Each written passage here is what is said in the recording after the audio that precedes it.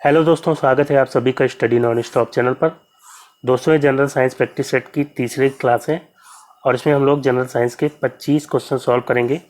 सभी क्वेश्चंस बहुत इंपॉर्टेंट हैं क्योंकि सभी क्वेश्चंस जो है रेलवे में पूछे गए क्वेश्चंस पर आधारित हैं। तो वीडियो को लास्ट तक देखिएगा और अगर आपको वीडियो अच्छा लगे तो लाइक और शेयर जरूर करिएगा। जिन क्वेश्चंस का आंसर आपको पता होगा उनका आंसर आप कमेंट में बताइएगा। और अगर आपको इसका पीडीएफ चाहिए तो पीडीएफ आपको वीडियो के डिस्क्रिप्शन में आपको लिंक मिल जाएगा जहां से आप पीडीएफ डाउनलोड कर सकते हैं। तो दोस्तों आइए शुरू करते हैं। तो दोस्तों पहला क्वेश्चन है, निम्नलिखित में से कौन सा जीव पुनर्जनन और मुकुलन द्वारा प्रजनन कर सकता है। तो पुनर्जनन यानी रीजनरेशन। तो पुनर्जनन क्या होता है, इसमें कोई जीव होता है, मान लीजिए ये कोई जीव है तो ये दो भागों में मान लीजिए कट गया या दो से अधिक भागों में कट गया तो इसके जितने भी हिस्से हैं वो एक नए जीव के रूप में विकसित हो जाते हैं। इसके मान लीजिए 3 हिस्से हैं तो तीनों एक नए जीव के रूप में विकसित हो जाएंगे। तो इस प्रक्रिया को क्या कहते हैं, पुनर्जनन कहते हैं। पुनर्जनन कहते हैं या फिर रीजनरेशन कहते हैं, ठीक है। और मुकुलन क्या होता है, मुकुलन यानी कि बडिंग। तो इसमें क्या होता है, कोई जीव है उसके शरीर से एक छोटा सा अंकुर निकलता है, एक छोटा सा बड निकलता है और ये अंकुर जो है थोड़ा सा बड़ा होता है, फिर ये शरीर से अलग हो जाता है।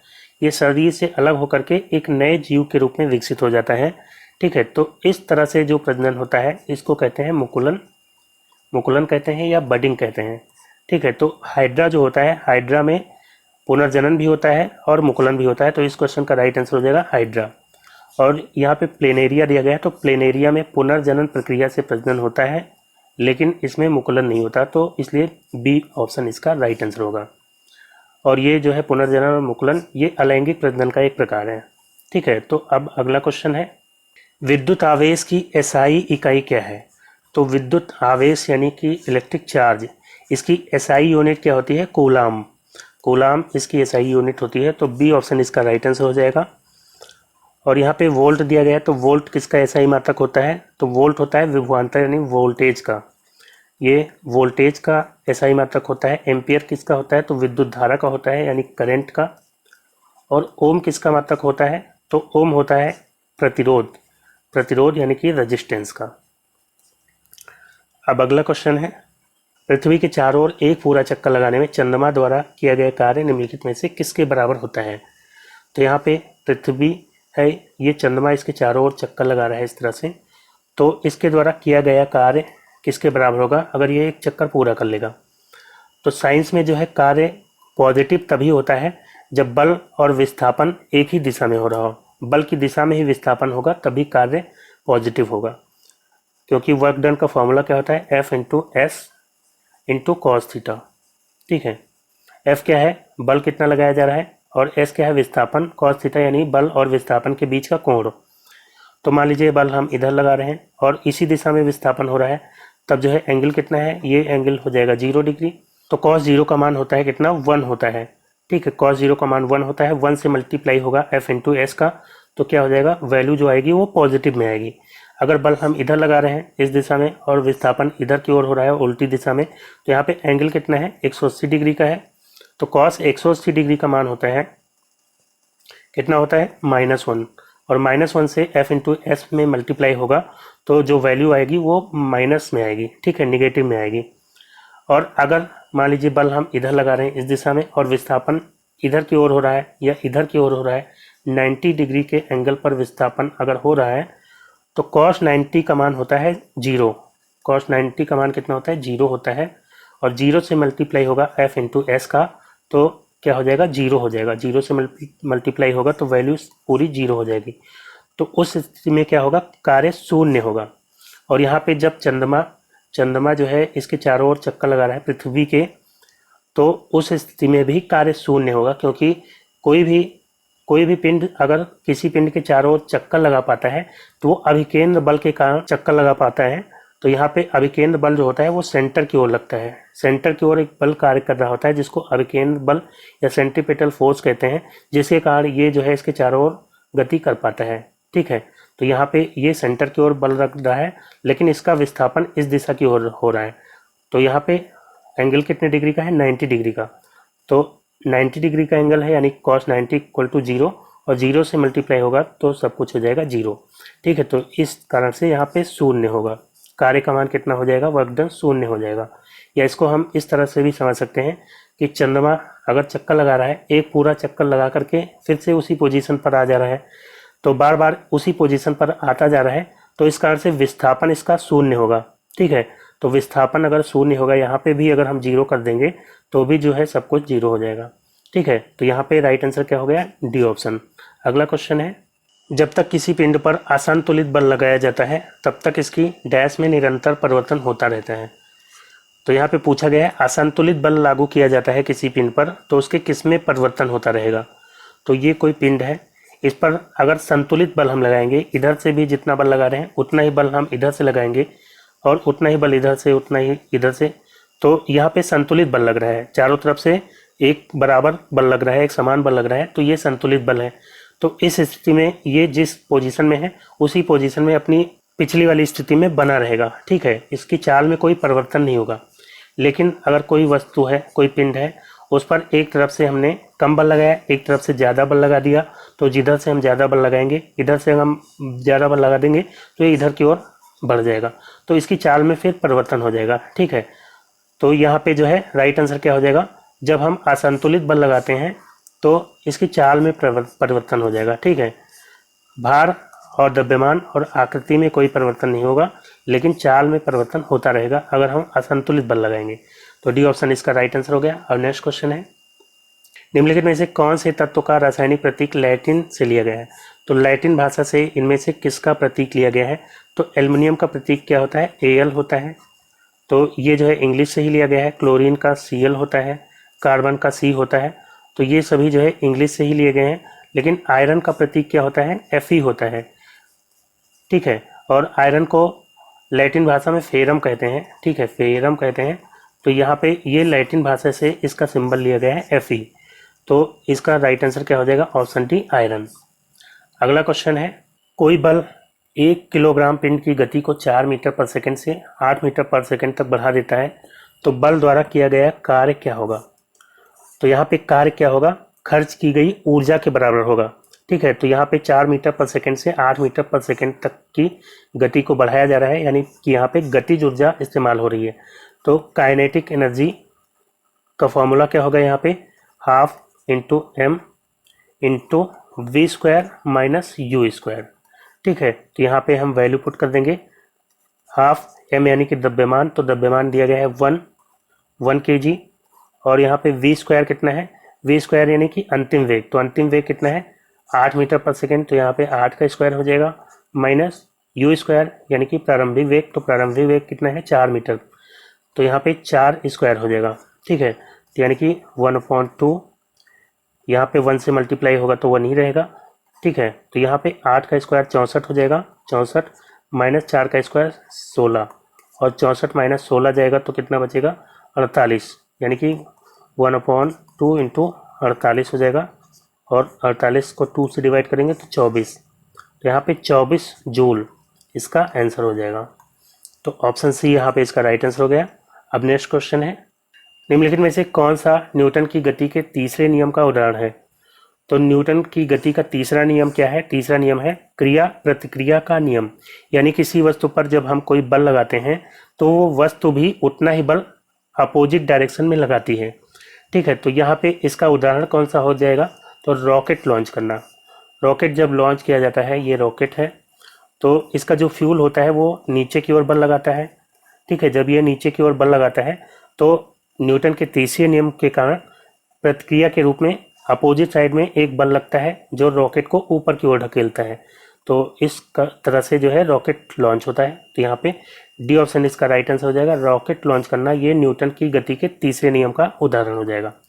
अगला क्वेश्चन है, किसी वस्तु पर कार्य करने वाले गुरुत्व बल को किसके रूप में जाना जाता है। तो बल क्या होता है, बल यानी कि फोर्स, और ये किसके बराबर होता है, m इंटू ए, एम यानी कि द्रव्यमान और ए यानी कि त्वरण एक्सेलरेशन।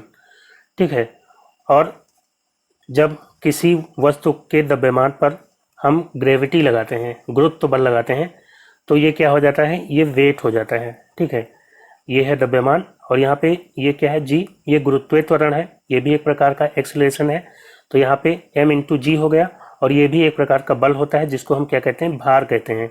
ठीक है, तो यहाँ पे डी ऑप्शन इसका राइट आंसर हो जाएगा, और दोनों की एसआई यूनिट क्या होती है, बल की भी न्यूटन होती है और भार की भी न्यूटन होती है। ठीक है, अगला क्वेश्चन है, जब कोई वस्तु वृत्तीय पथ पर गति करती है तो घूर्णन करती हुई वस्तु पर केंद्र की ओर लगने वाला बल कहलाता है। तो जब भी कोई वस्तु वृत्तीय पथ पर गति करती है, वृत्तीय पथ पर अगर घूर्णन करती है, तो एक पिछले क्वेश्चन में मैंने आपको बताया था कि अंदर की ओर एक बल लगता है सेंटर की ओर, और उस बल को क्या कहते हैं, तो उस बल को कहते हैं अपकेंद्रीय बल। अपकेंद्रीय बल या सेंट्रीपिटल फोर्स कहते हैं। ठीक है, और जब भी कोई बल लगता है, जैसे इधर की ओर ये सेंटर की ओर बल लग रहा है, तो न्यूटन के तीसरे नियम के अनुसार एक बल अपोजिट साइड में भी लगता है, इक्वल एंड अपोजिट फोर्स, तो उसको क्या कहते हैं, तो इधर भी एक अपोजिट साइड में बल लगेगा, उसको कहेंगे अपकेंद्रीय बल। ठीक है, अपकेंद्रीय बल कहते हैं या सेंट्रीफ्यूगल फोर्स। ठीक है, तो यहाँ पे सी ऑप्शन इसका राइट आंसर हो जाएगा। केंद्र की ओर लगने वाला बल क्या होता है, अपकेंद्रीय बल। नेक्स्ट क्वेश्चन है, निम्न में से कौन सा विकल्प उस लवण का उदाहरण है जिसके जलीय विलयन का पीएच मान 7 से कम होता है। तो पीएच मान आपको पता है 1 से लेकर के 14 तक होता है, और किसी विलयन का पीएच मान अगर 7 है तो वो विलयन कैसा होता है, न्यूट्रल होता है, यानी उदासीन होता है, ना वो अम्लीय होता है ना क्षारीय होता है। अगर 7 से हम एक की तरफ जाते हैं, 6, 5, 4, 3, 2 इस तरह से, तो एक की तरफ जितना हम जाएंगे वो विलयन उतना ज़्यादा अम्लीय होता जाएगा, और जितना ही 7 से हम 14 की तरफ बढ़ेंगे, 7, 8, 9, 10 इस तरह से, तो 14 की तरफ बढ़ेंगे तो वो विलयन उतना ज़्यादा क्षारीय होता जाता है। ठीक है, तो यहाँ पे पूछा गया है किसका विलयन 7 से कम होगा, तो 7 से कम जिसका भी होगा वो विलयन कैसा होना चाहिए, अम्लीय होना चाहिए। ठीक है, तो यहाँ पे सोडियम बाइकार्बोनेट ये क्षार होता है, और सोडियम बाइकार्बोनेट ये भी क्षारीय होता है। यहाँ पे सोडियम क्लोराइड, ये सोडियम क्लोराइड NaCl ये जो है लवण होता है, और ये न्यूट्रल होता है, उदासीन होता है।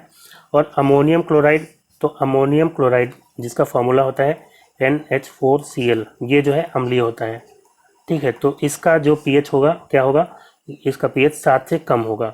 ठीक है, सोडियम क्लोराइड का होगा 7, और सोडियम बाइकार्बोनेट और सोडियम कार्बोनेट का कितना होगा, 7 से ज़्यादा होगा। अगला क्वेश्चन है, धातु ऑक्साइड और हाइड्रोजन का निर्माण करने के लिए निम्नलिखित में से कौन सी धातु वाष्प के साथ क्रिया करती है। तो इस क्वेश्चन के लिए अगर आपको रिएक्टिविटी सीरीज याद होगी तो आप आसानी से इस तरह के क्वेश्चन को सॉल्व कर पाएंगे। तो रिएक्टिविटी सीरीज, इसमें सबसे ऊपर होता है पोटेशियम, फिर सोडियम होता है, फिर कैल्शियम, फिर मैग्नीशियम, फिर एल्यूमिनियम, फिर जिंक, फिर आयरन, और उसके बाद जो है होता है लेड, फिर हाइड्रोजन, फिर कॉपर, फिर अर्जेंटम यानी सिल्वर, और फिर गोल्ड। ठीक है, तो ये जो है रिएक्टिविटी सीरीज है। इसको याद करने की ट्रिक मैं आपको बता दे रहा हूँ। काशीनाथ का माली आलू जरा फीके पकाता है, कौन है, आगे आओ। तो इस शॉर्ट ट्रिक से आप इसको याद रख सकते हैं। काशीनाथ का माली आलू जरा फीके पकाता है, कौन है, आगे आओ। तो इसमें जो सबसे ऊपर की जो 3 धातुएं हैं ये सबसे ज़्यादा रिएक्टिव होती हैं। ठीक है, सबसे ज़्यादा ये तीनों तत्व रिएक्टिव होते हैं, और ये ठंडे पानी से या नॉर्मल वाटर से भी क्रिया कर लेते हैं। ठीक है, और उसके बाद मैग्नीशियम, ये इन तीनों से कम रिएक्टिव होती हैं, और ये ठंडे पानी से क्रिया नहीं करती, लेकिन ये गर्म पानी से क्रिया कर लेती हैं। ठीक है, और उसके बाद एल्युमिनियम, जिंक और आयरन, ये और कम रिएक्टिव होती हैं, तो ये जो है गर्म पानी से भी क्रिया नहीं करती हैं, ये भाप से क्रिया कर लेती हैं, वाष्प से। ठीक है, और उसके बाद जितने भी हैं वो पानी के किसी भी रूप के साथ नॉर्मली क्रिया नहीं करते हैं। ठीक है, तो यहाँ पे पूछा गया है इनमें से कौन सी धातु वाष्प के साथ क्रिया करके धातु ऑक्साइड और हाइड्रोजन का निर्माण करेगी। तो ये जो भी हैं जो पानी के साथ क्रिया कर रही हैं, तो ये जो है क्रिया करके क्या करती हैं, हाइड्रोजन बनाती हैं, हाइड्रोजन गैस और मेटल ऑक्साइड। अगर पोटेशियम है तो पोटेशियम ऑक्साइड बनाएगी, सोडियम है तो सोडियम ऑक्साइड बनाएगी।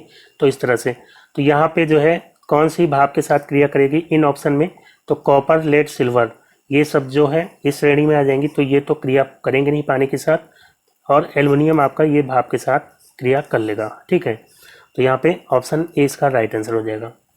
अगला क्वेश्चन है, निम्नलिखित में से क्या ठोस, द्रव और गैस तीनों रूपों में पाया जाता है। तो इनमें से ठोस, द्रव, गैस, सॉलिड, लिक्विड और गैस के रूप में, तीनों के रूप में कौन पाया जाता है, तो अधातुएं जो नॉन मेटल्स होते हैं ये तीनों रूपों में पाई जाती हैं। नॉन मेटल्स अधातुएं टोटल कितनी है, 22 हैं। ठीक है, तो 22 अधातुएं हैं, जिनमें से 11 जो है गैस होती हैं, 11 गैस के रूप में पाई जाती हैं, 10 जो है ये पाई जाती हैं सॉलिड फॉर्म में यानी ठोस रूप में पाई जाती हैं, और इनमें से एक जो है पाई जाती है किस फॉर्म में, द्रव के रूप में। ठीक है, द्रव यानी लिक्विड फॉर्म में पाई जाती है। तो वो कौन सी अधातु है जो लिक्विड के फॉर्म में पाई जाती है द्रव रूप में, वो है ब्रोमीन। ब्रोमीन ये रूम टेम्परेचर पर किस रूप में होती है, लिक्विड के फॉर्म में होती है। तो इसका राइट आंसर क्या हो गया, ऑप्शन सी, अधातुएं जो है तीनों फॉर्म में पाई जाती हैं। अगला क्वेश्चन है, निम्न में से किस ऊतक की वजह से पौधों में लचीलापन पाया जाता है। तो यहाँ पे इसका राइट आंसर हो जाएगा कोलन काइमा। कोलन काइमा ये पौधे में सरल ऊतक का एक प्रकार है, इसकी वजह से पौधों में लचीलापन इसी की वजह से होता है, इलास्टिसिटी जो है इसी की वजह से होती है। और स्क्लेरन काइमा ये भी सरल ऊतक है और इसकी वजह से स्ट्रेंथ होती है, पौधों में मजबूती होती है, ये स्ट्रेंथ प्रदान करता है। ठीक है, और एक और सरल ऊतक होता है वो होता है पैरन काइमा। पैरन काइमा तो ये क्या मदद करता है, तो प्रकाश संश्लेषण और फूड स्टोरेज आदि में ये मदद करता है पैरन काइमा। ठीक है, और जाइलम और फ्लोएम ये क्या है, ये दोनों जटिल ऊतक हैं, ये दोनों क्या हैं, जटिल ऊतक हैं।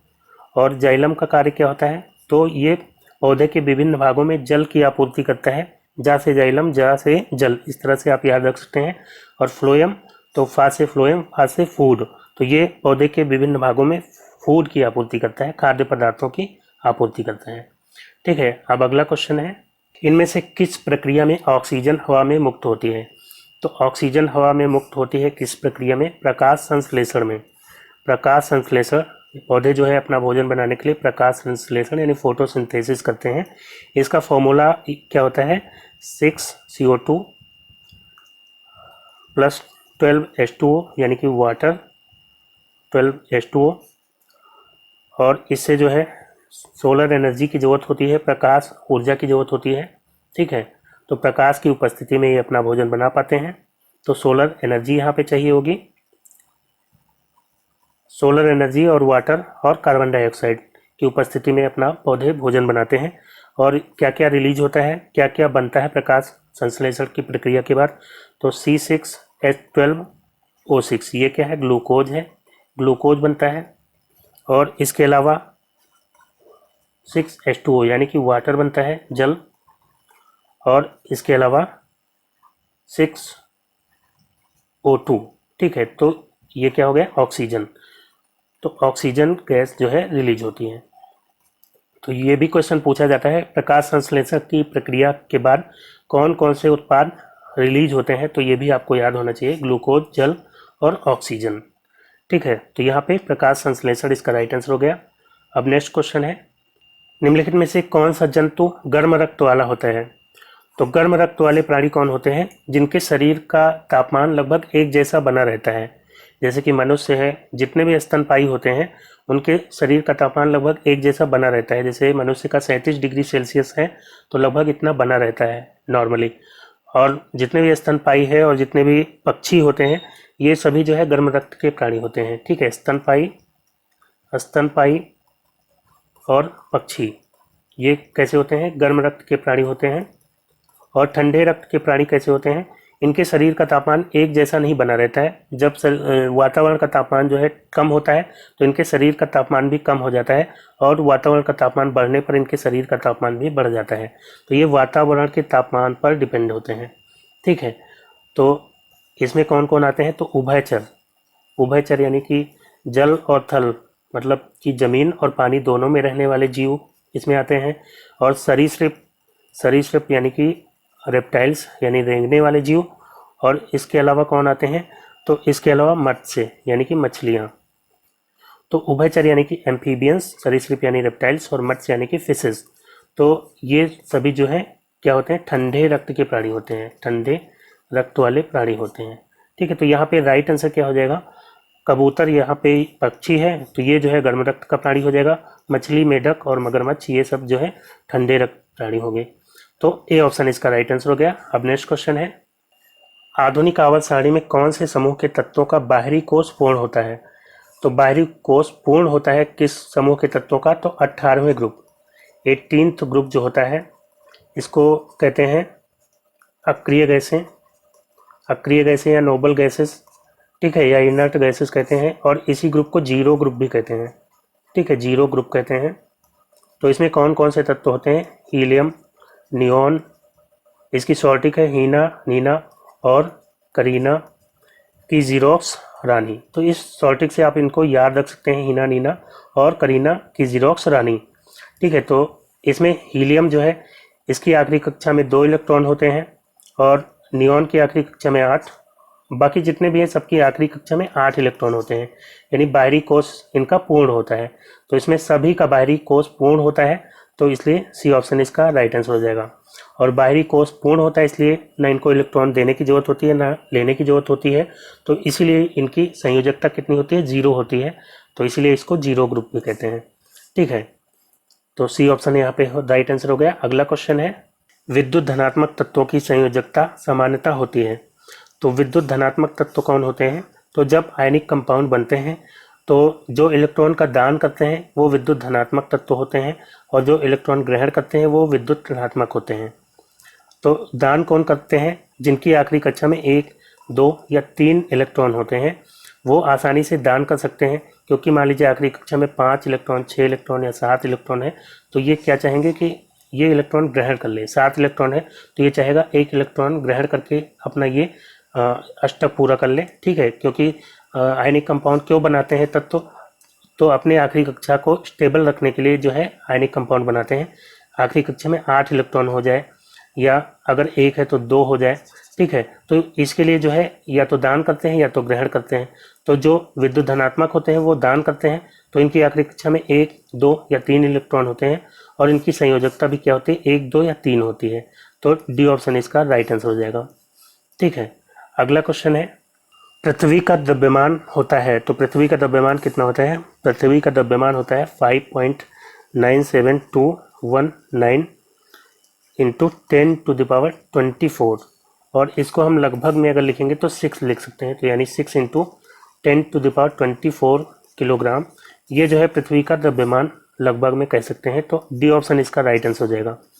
ठीक है, यानी कि 6 के आगे हम 24 टाइम्स 0 लगा दें तो इतने किलो पृथ्वी का द्रव्यमान होता है। अब अगला क्वेश्चन है, निम्नलिखित में से किस माध्यम में ध्वनि की गति सर्वाधिक होती है? तो ध्वनि की गति सबसे ज़्यादा किस में होती है? तो ध्वनि की गति सबसे ज़्यादा होती है ठोस में, तो ए ऑप्शन इसका राइट आंसर हो जाएगा। उसके बाद जो है द्रव में होती है, उसके बाद गैस में होती है। निर्वात में ध्वनि की गति कितनी होती है? तो निर्वात में ध्वनि नहीं चल सकती। ध्वनि जो है एक अनुदैर्ध्य तरंग है और ये माध्यम के बिना नहीं चल सकती, इसको चलने के लिए माध्यम की जरूरत होती है। ठीक है, तो यहाँ पे ये ऑप्शन इसका राइट आंसर हो गया। और ध्वनि की चाल कितनी होती है वायु में? वायु में कितनी चाल होती है? तो 344 मीटर पर सेकेंड इसकी वायु में चाल होती है। ठीक है, अगला क्वेश्चन है, किसी सुचालक का प्रतिरोध निम्नलिखित में से किस कारक पर निर्भर नहीं करता है? तो प्रतिरोध क्या होता है? प्रतिरोध यानी रेजिस्टेंस, ये किसके बराबर होता है? रो इंटू एल अपॉन ए। ठीक है, तो रो यहाँ पे क्या है? रेजिस्टिविटी या प्रतिरोधकता। तो हर पदार्थ की अलग अलग प्रतिरोधकता होती है, किसी की ज़्यादा होती है, किसी की कम होती है। ठीक है, तो इस पर निर्भर करता है, यानी पदार्थ पर निर्भर करता है। एल क्या है? लंबाई, तो जो सुचालक है उसकी लंबाई पर निर्भर करता है, तो इस पर भी निर्भर करता है। और ए क्या है? अनुप्रस्थ भाग का क्षेत्रफल, एरिया, तो इस पर भी निर्भर करता है। तो यहाँ पे लंबाई पर निर्भर करता है पदार्थ पर, अनुप्रस्थ भाग के क्षेत्रफल पर निर्भर करता है। तो किस पर निर्भर नहीं करता? तो दाब पर निर्भर नहीं करता, तो यही इसका राइट आंसर हो जाएगा, ऑप्शन सी। ठीक है, अगला क्वेश्चन है, धावन सोडा के एक अणु में पानी के कितने अणु उपस्थित होते हैं? तो धावन सोडा यानी वॉशिंग सोडा, इसका फॉर्मूला क्या होता है? Na2CO3.10H2O। ठीक है, अगर ये इतना केवल होता है Na2CO3 सोडियम बाइकार्बोनेट, तो इसको कहते हैं सोडा एस। ठीक है, सोडा एस कहते हैं। और जब इसके साथ पानी के 10 मॉलिक्यूल्स जुड़ जाते हैं तो इसको जो है वॉशिंग सोडा कहते हैं। ठीक है, और इसमें पूछा गया पानी के कितने अणु मौजूद हैं? तो यहाँ पे 10 अणु मौजूद है पानी के, तो बी ऑप्शन इसका राइट आंसर हो जाएगा। अगला क्वेश्चन है, मछलियों के हृदय में कितने कक्ष होते हैं? तो मछलियों के हृदय में 2 कक्ष होते हैं, सी ऑप्शन इसका राइट आंसर हो जाएगा। जितने भी मत्स्य होते हैं उनके हृदय में 2 चैम्बर होते हैं, 2 कक्ष होते हैं, और उभयचर उभयचर यानी एम्फीबियंस यानी ज़मीन और पानी दोनों जगह रहने वाले, तो इनके हृदय में 3 कक्ष होते हैं, 3 चैम्बर होते हैं।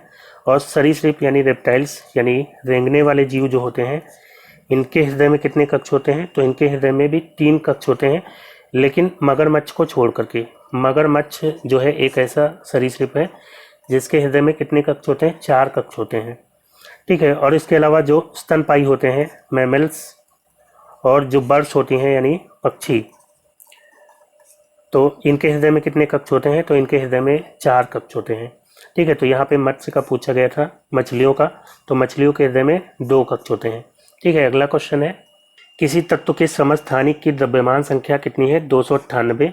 यदि इसके नाभिक में 189 न्यूट्रॉन है तो इसकी परमाणु संख्या कितनी होगी? तो जो द्रव्यमान संख्या होती है यानी एटॉमिक मास, ठीक है। एटॉमिक मास किसके बराबर होती है? तो ये प्रोटॉनों की संख्या प्लस न्यूट्रॉनों की संख्या के बराबर होती है। प्रोटॉनों की संख्या को ही परमाणु संख्या भी कहते हैं, परमाणु संख्या भी इसी को कहते हैं। यानी परमाणु संख्या प्लस न्यूट्रॉनों की संख्या जो है क्या होती है? एटॉमिक मास यानी कि द्रव्यमान संख्या। तो यहाँ पे द्रव्यमान संख्या कितनी है? 298 है, और परमाणु संख्या पूछा गया है, ठीक है। और न्यूट्रॉन संख्या कितना दिया गया है? 189। तो अगर हमें परमाणु संख्या निकालना है तो हम जो है 298 से 189 को माइनस कर देंगे। इसको माइनस करेंगे तो ये कितना आ जाएगा? ये आ जाएगा 189। ऑप्शन ए यहाँ पे राइट आंसर हो जाएगा, ठीक है। अगला क्वेश्चन है, धातुओं के किस गुण के कारण उनके पत्थर या फॉयल बनाने में आसानी होती है?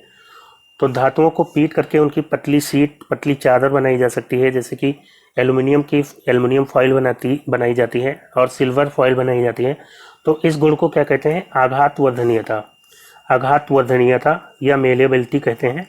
तो इस गुण के कारण क्या कर सकते हैं? हम उसको पीट करके सीट बना सकते हैं, पतली चादरें बना सकते हैं, ठीक है। और जो है चालकता क्या होती है? तो चालकता, जो धातुएं होती हैं ऊष्मा और विद्युत की चालक होती हैं, तो इस गुण को क्या कहते हैं? चालकता कहते हैं या कंडक्टिविटी कहते हैं। और तन्यता क्या होती है? तन्यता यानी कि डक्टिलिटी। तो धातुओं के पतले तार खींचे जा सकते हैं, ठीक है। धातुओं के जो तार खींच सकते हैं हम, तो धातुओं के इस गुण को क्या कहते हैं? तन्यता या डक्टिलिटी कहते हैं। तो दोस्तों आज का वीडियो यहीं पे समाप्त करता हूँ। वीडियो आपको कैसा लगा कमेंट करके जरूर बताइएगा। अगर आपको वीडियो अच्छा लगा हो तो लाइक और शेयर करना ना भूलेगा। और जिन दोस्तों ने अभी तक चैनल को सब्सक्राइब नहीं किया है, सब्सक्राइब करके नोटिफिकेशन बेल को ऑन कर लीजिए, ताकि अगला वीडियो जैसे ही अपलोड हो उसका नोटिफिकेशन आपको सबसे पहले मिल जाए। तो मिलते हैं नेक्स्ट वीडियो में, तब तक के लिए good bye and take care.